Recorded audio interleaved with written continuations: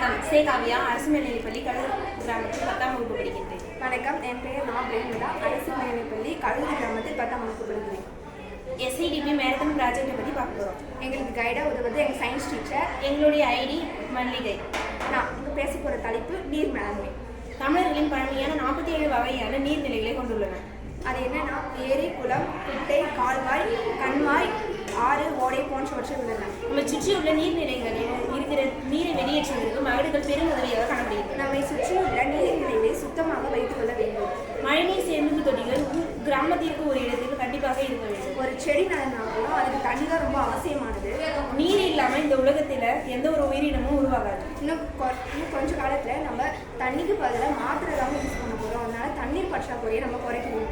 இந்த உலகத்தில் நம்மளால எவ்வளோ முடியுமோ அந்த அளவுக்கு மரங்களை நட்டு மழை நீரை கொண்டு வரும். மழை நீரை சேமித்து வைக்கணும், பாதுகாப்பாக வைக்கணும், சுத்தமாக வச்சுருக்கணும். மழைநீர் வருங்கால சங்கதியர்களுக்கு நம்ம வீணாக இன்னும் இருந்தால் மட்டும்தான் அவங்களுக்காகவும் இருக்கு தண்ணி. மழைநீர் நம்ம வருங்கால சங்கதியர்கள் மாத்திரை கொண்டு வர அளவுக்கு கூட இல்லாமல் இருக்கணும். அதுக்காக நம்ம தண்ணீரை வேஸ்ட் பண்ணக்கூடாது. நமக்கு எவ்வளோ தேவையோ அளவுக்கு சிக்கனமான அளவு மட்டும் பயன்படுத்தணும். ஒரு டேப்பில் ஒரு சொட்டு தண்ணீர் சிந்துனா அது ஒரு சொட்டுன்னு நினைக்காதீங்க, அடுத்த தலைமுறைக்கு கூட யூஸ் பண்ணுங்க. பக்கத்தில் இருக்கிற நீர்நிலை, கிணறு, ஓடை அது போல இருக்கிற இடத்துலலாம் தூர்வாரி முறையான பாதுகாப்பான குடிநீரை நம்ம கொண்டு வரணும். அந்த காலத்துலலாம் குடத்துல தண்ணி எடுத்ததால இந்த நீரோட அருமை தெரிஞ்சது. ஆனால் இப்போலாம் பழுப்புல தண்ணி வரதால இந்த நீரோட அருமை தெரியாமல் வேஸ்ட் பண்ணிட்டு இருக்கோம். நம்ம நீரை நம்ம மிகவும் சிக்கனமாக வருங்கால சங்கதியர்களுக்கு தண்ணியை மிகவும் சேமித்து வைக்கணும்.